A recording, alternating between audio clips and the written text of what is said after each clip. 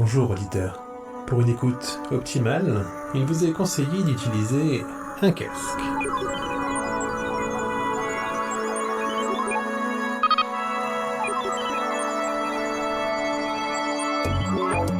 Hectare, ou les chroniques d'un rastronaute. Saison 1, épisode 6e, le Primo, un premier bar dans ce réel.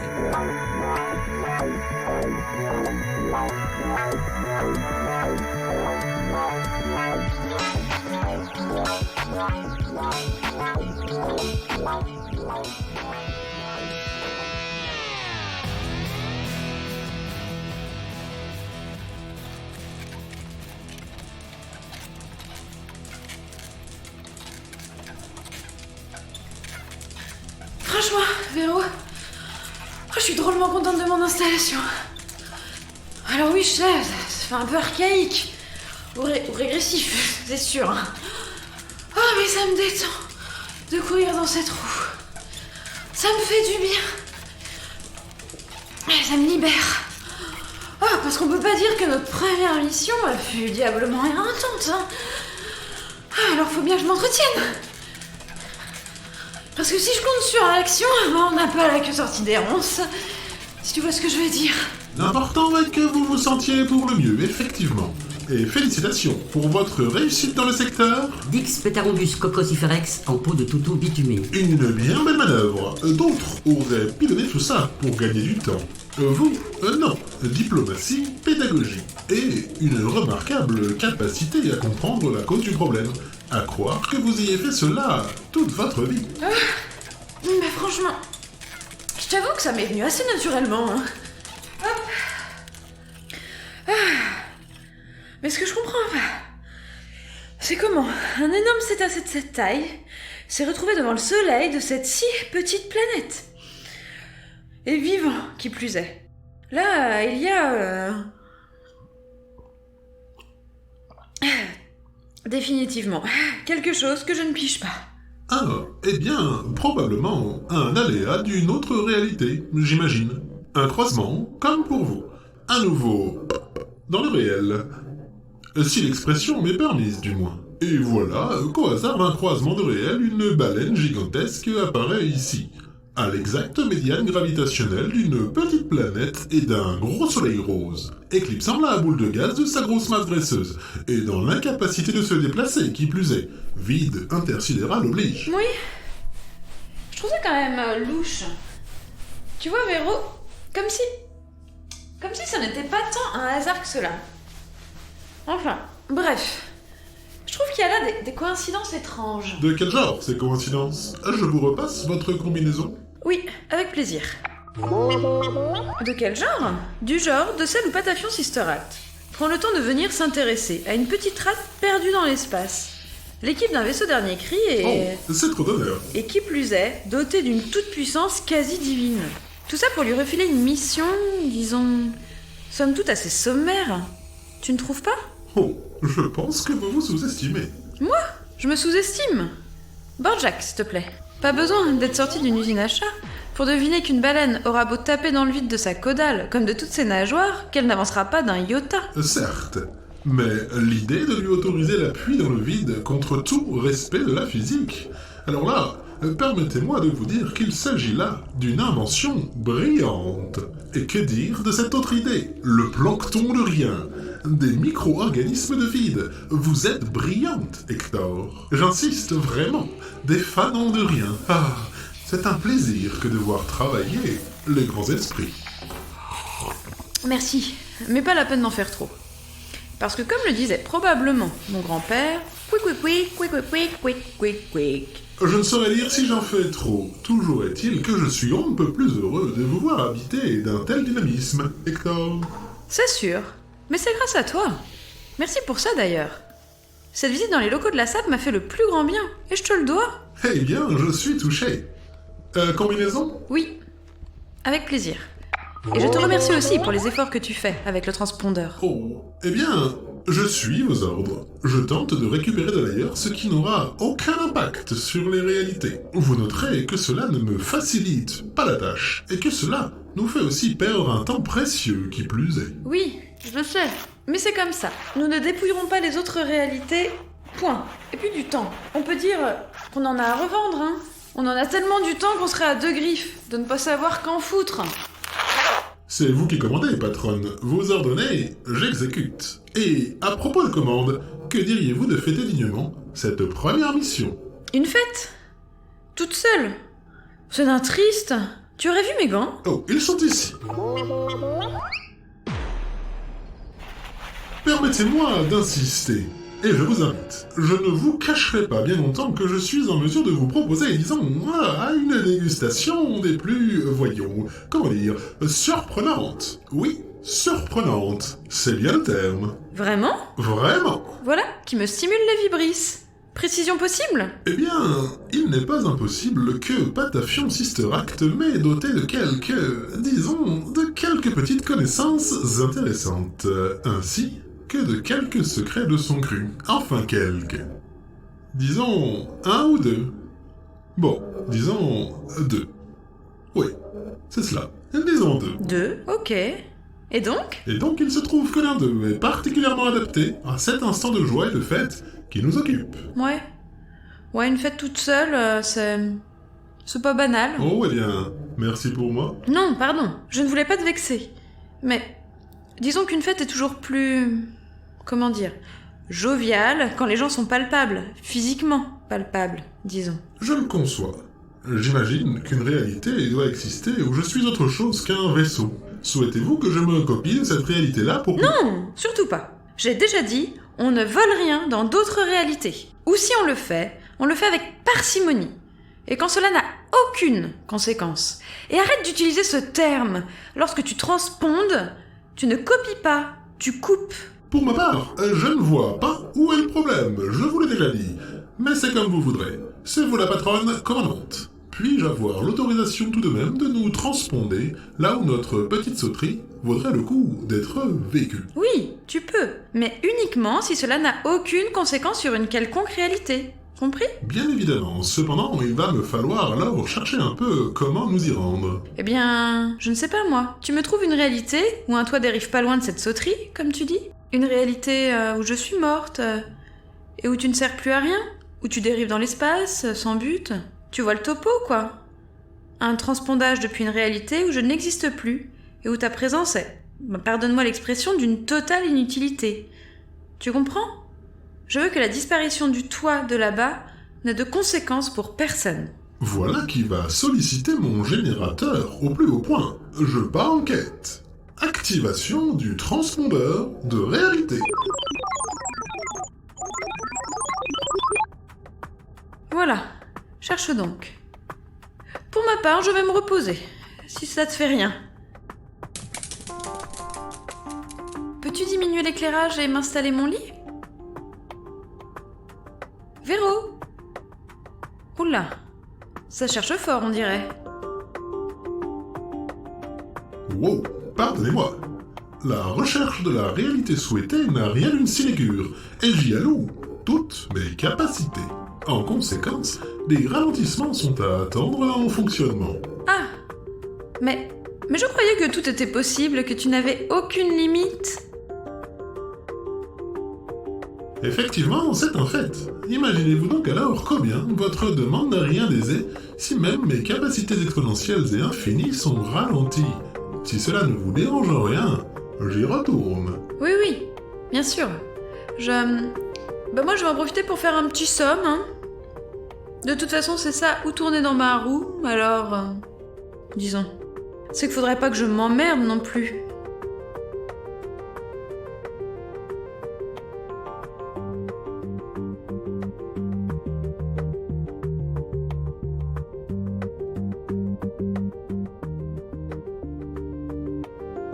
Sur ses deux oreilles, calme et sereine dans son Clémentine protecteur, ce petit cocon de bien-être, cette petite bulle sécure, Hector laissa ses paupières se coucher sur des pupilles fatiguées de course.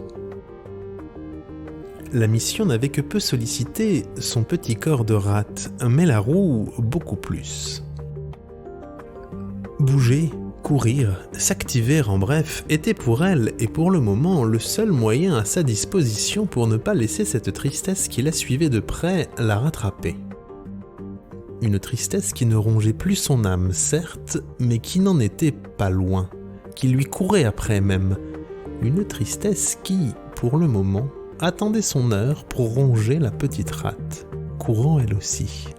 Mais une tristesse qui, pour l'instant, subissait la volonté de faire de la petite bête.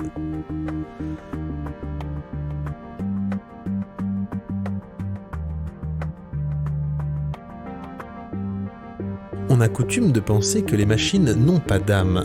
On le pense à tort. Enfin, on pense surtout à tort que Véronique est une machine. Véronique est plus que cela, bien plus que cela.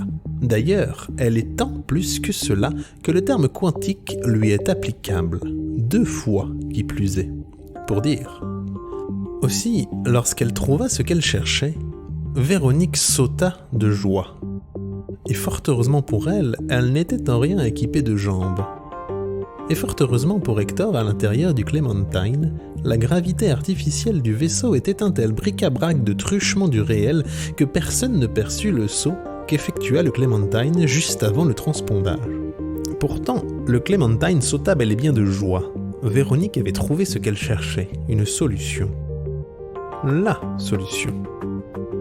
De quoi transponder le réel sans conséquence. Donc, elle transponda.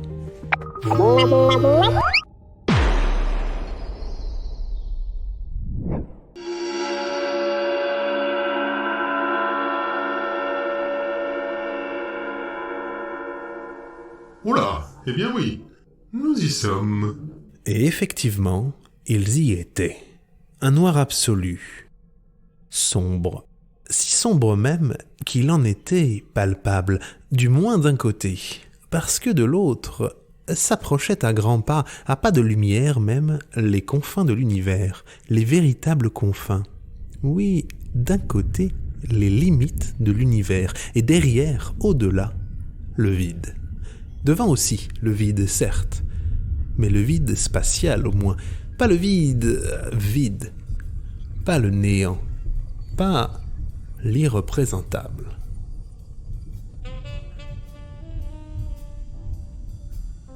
Et puis, entre ces deux vides, des néants courbés, étincelants de verts et de roses, une enseigne usée, grésillant dans le vide, flottante dans le rien. Tout aussi flottante dans le rien, quelques tables rondes et laquées se tenaient là, immuables. Des tables autour desquelles des entités diverses et variées, tournées vers le spectacle lumineux et explosif, s'abreuvaient de cette maïeutique de l'univers. Et aussi de quelques vers aux formes aussi irréelles que physiquement improbables.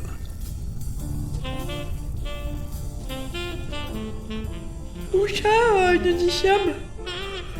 J'ai somnolé longtemps? Oui, plusieurs de vos heures pour être précis. Un véritable sommeil, pourrait-on dire. Quant à votre première question, sachez que nous sommes aux limites de l'univers. Là où le temps n'a pas encore commencé, à la naissance même du temps. Le primo. Le premier bar avant le début du temps. Un hommage, paraîtrait-il. Hein? Comment ça? L'univers, l'expansion, tout ça, vous voyez quoi? Non? Attends Véro, tu veux dire que nous voilà plus loin que les limites de l'univers? Devant les premières lumières? Devant le Big Bang, la naissance de tout? Voilà, même si le terme adéquat reste le premier, et non le Big Bang.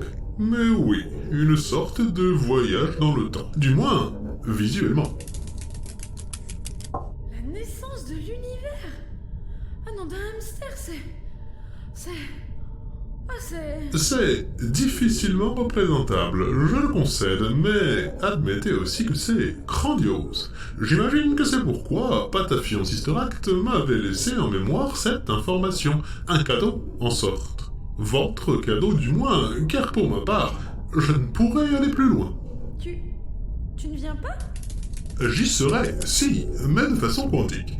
Rassurez-vous, de façon physique, il y a pour moi un petit problème de taille, disons. Si vous voulez bien vous donner la peine d'enfiler votre scaphandre de sortie. Mes oreilles passent là-dedans? Oreilles et vibrisses, oui. De la verrerie de haute précision. Vous y serez à l'aise. Et bonne première, Hector. Première? Une première quoi? Oui, première sortie spatiale. Qui plus est, à la limite d'un univers connu. C'est, disons, peu banal. C'est vrai. Eh bien, merci.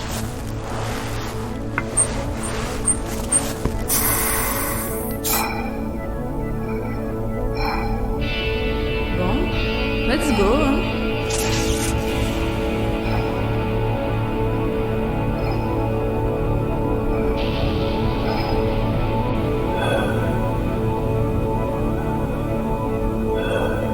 Flottante dans l'espace, Hector entra,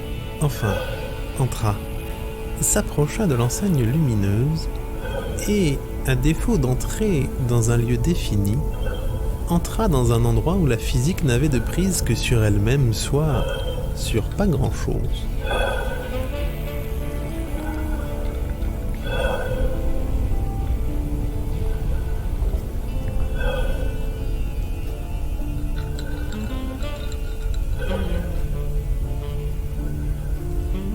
Ses pattes se posèrent sur le vide. Oui, mais un vide solide. Du rien solidifié. Du ciment de néant. La petite rate, dans son scaphandre orange, s'avança timidement au milieu des tables. Personne ne lui prêta attention, tous les êtres étant plus concentrés que jamais sur les explosions de lumière de la naissance du monde. Personne à l'exception du bartender shakeant avec rigidité mais précision d'improbables boissons. Dos au fantastique spectacle, il portait un costume d'une telle élégance que le chic même pouvait aller se rhabiller.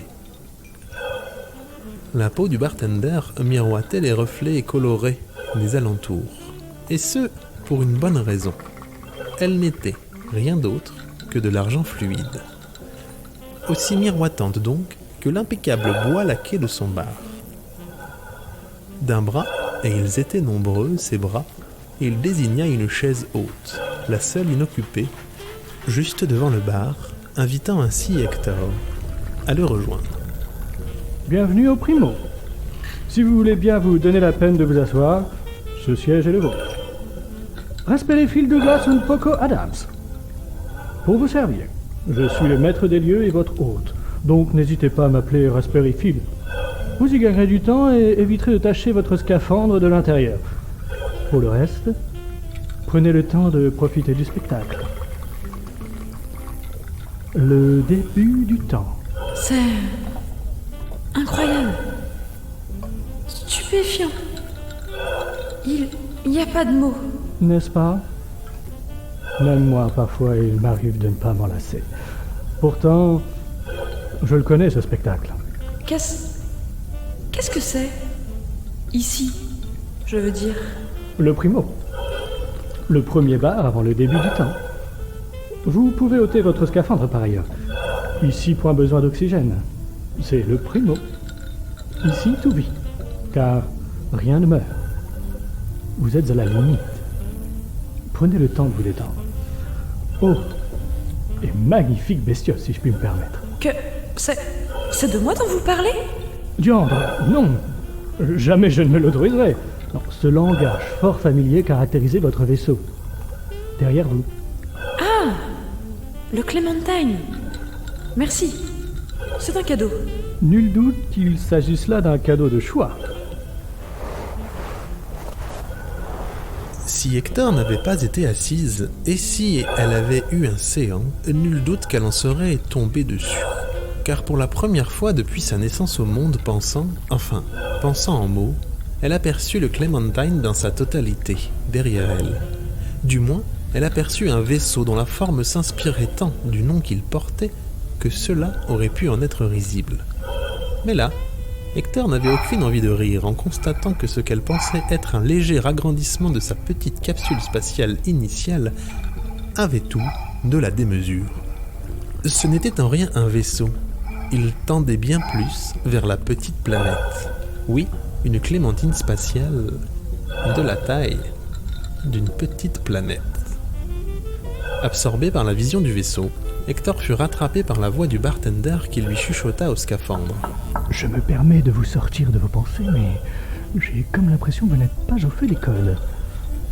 Alors si je puis m'autoriser d'insister, vous auriez tout fait d'ôter votre casque. Difficile de vous servir un drink avec cette paroi de verre qui le séparera de votre bouche, ou d'un quelconque orifice par lequel vous souhaiteriez ingurgiter mon drink. Mais rassurez-vous, vous n'êtes pas la seule. Beaucoup viennent ici pour la première fois, même si peu osent l'avouer. Ah, effectivement, oui. C'est bien ma première fois. Je vois. Alors, conseil d'amis, profitez du spectacle devant vous. Pas derrière. Vous aurez tout le loisir d'observer votre vaisseau plus tard. Ce n'est pas tous les jours que l'on observe le début du temps. Et de l'univers.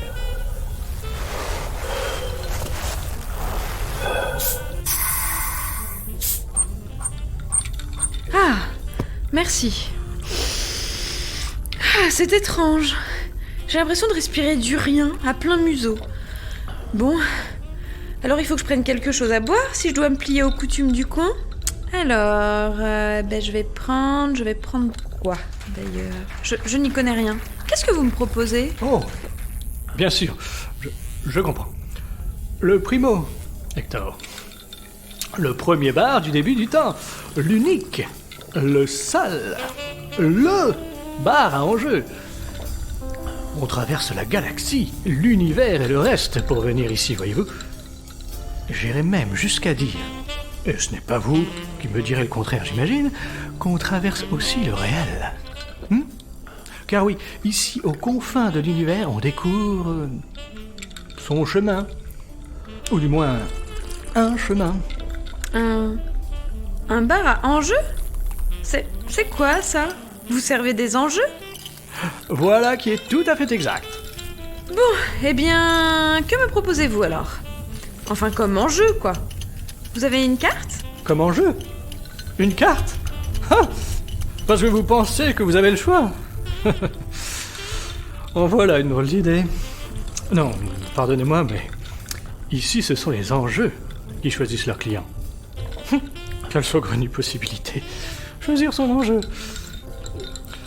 Alors, un enjeu? Un long drink d'enjeu? Avec petit palmier et olive verte? Eh bien, oui. Un enjeu alors. Un. Frappé. Pardon? Votre enjeu, frappé? Sur glace, disons. Oh, eh bien oui. Pas trop fort alors. Et au checker, pas à la cuillère. Non, attendez. Au cuquet, pas à la checker. Non, mais ça veut rien dire, ça.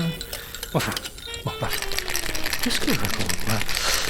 Bon, je dis des trucs parfois, mais pardonnez-moi.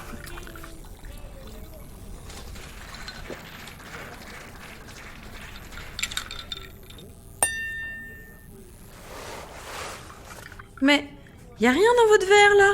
Hein? En êtes-vous certaine? Du palpable, j'en conviens. Ce verre en paraît vide. Du concret tout autant. Ce verre en paraît vide. Du perceptible, j'en conviens moins. Car ce verre, sentez-le, est chargé de puissance. Du réel, n'ayez crainte. Ce verre en est dépourvu. Je sers des enjeux depuis le début du temps, Hector. C'est ma raison d'être. J'en ai vu passer des enjeux. Des petits, des moyens, des fourbes ou des classiques. J'en ai même vu passer des impossibles. Des impossibles qu'on loupe souvent. Mais des impossibles qui marchent. Alors là, plus rarement. Ces impossibles drinks au kiwi, ils sont plus rares. Pourtant, je peux vous le dire, des drinks d'enjeu comme le vôtre, il me peut arriver d'en servir. Croyez-moi, il y a bien quelque chose dans votre drink. Oui, croyez-moi. Ah, mais pourquoi ceux au kiwi sont des enjeux impossibles, mais possibles? Des espèces d'enjeux quantiques, alors? Je ne devrais pas vous le dire, mais il y a un petit secret dans la préparation. vous promettez de garder le silence. Que tout ce que vous direz pourra être retenu contre vous. Oui, bien sûr, je le promets. Bon, le secret, c'est dans le kiwi qu'il se trouve.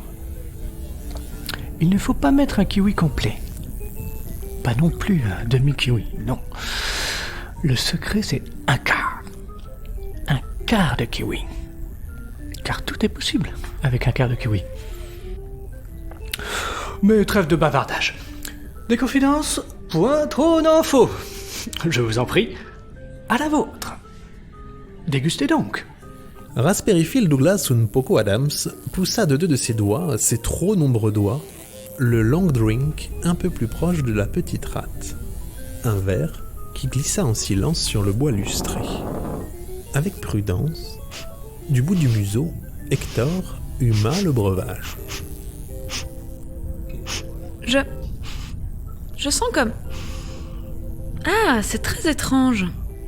C'est comme si ça ne sentait rien, mais après, derrière l'odeur, enfin la non-odeur, il y a quelque chose.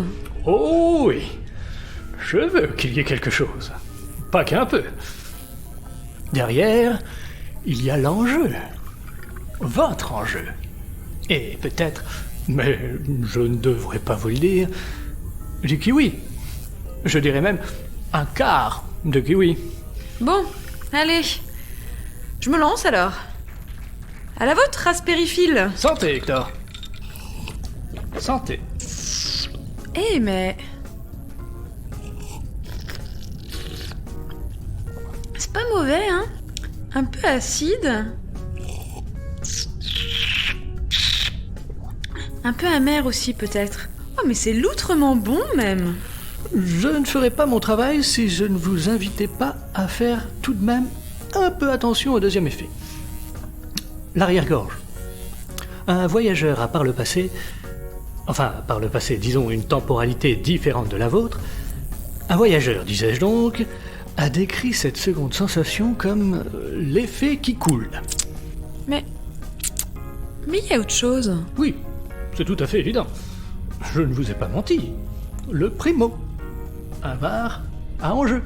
Une petite voix en dedans. En moi. Dans la goule. Une petite voix fluette. Et que vous dit-elle ? Qui me dit que je dois sauver l'univers. Ah. Oui. Quand même. Voilà un cocktail que je ne sers pas souvent. Eh bien, félicitations. Et bon courage.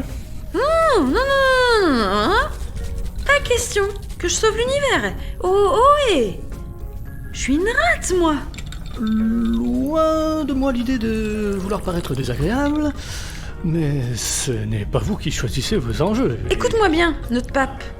J'ai dit que je sauverais pas l'univers, alors je vais pas le sauver, l'univers.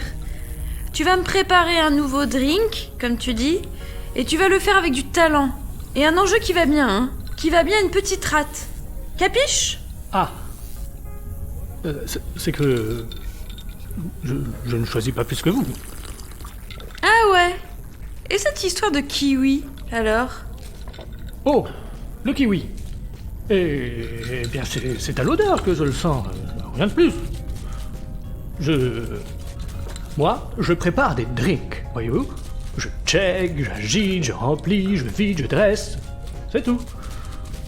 Qu'il s'y trouve ensuite, dans ces drinks, là... Je n'en ai aucune certitude. Tout juste une vague idée, peut-être. J'imagine qu'on y trouve ce que l'on doit y trouver. Ni plus, ni moins. Voilà. Eh bien, sauver l'univers. La belle affaire. Des drinks en guise de destinée. La plus belle affaire encore. Allez, voyons donc si ça tient la route, cette histoire. Patron, la même chose.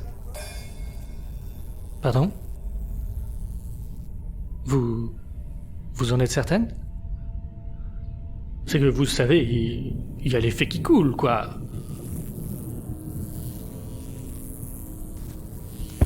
J'ai dit la même chose. Bien. Alors, drink.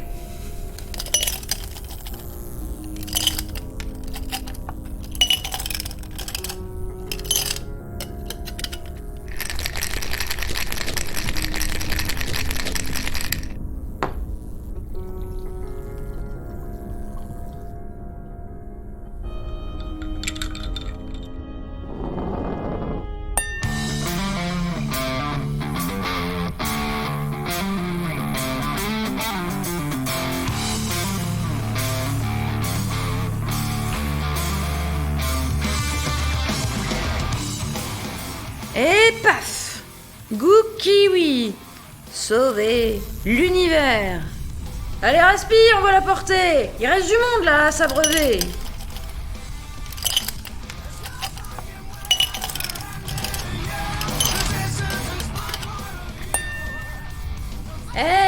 Belote, rebelote.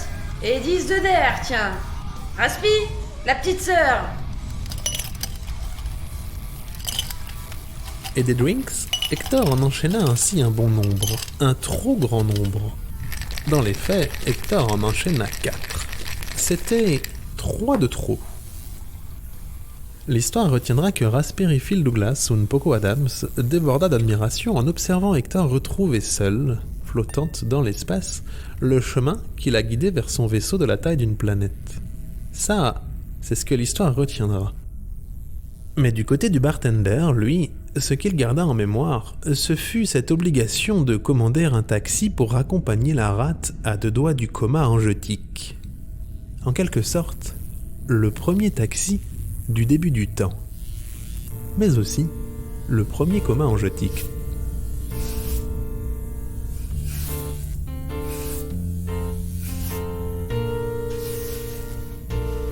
Eh bien, quelle temporalité! Pas souvent que je vois ça, moi. Quand même. 4 drinks. Et puis, sauver l'univers. Oh! Dame! J'ai complètement oublié de dire à cette petite rate de surtout ne pas oublier de...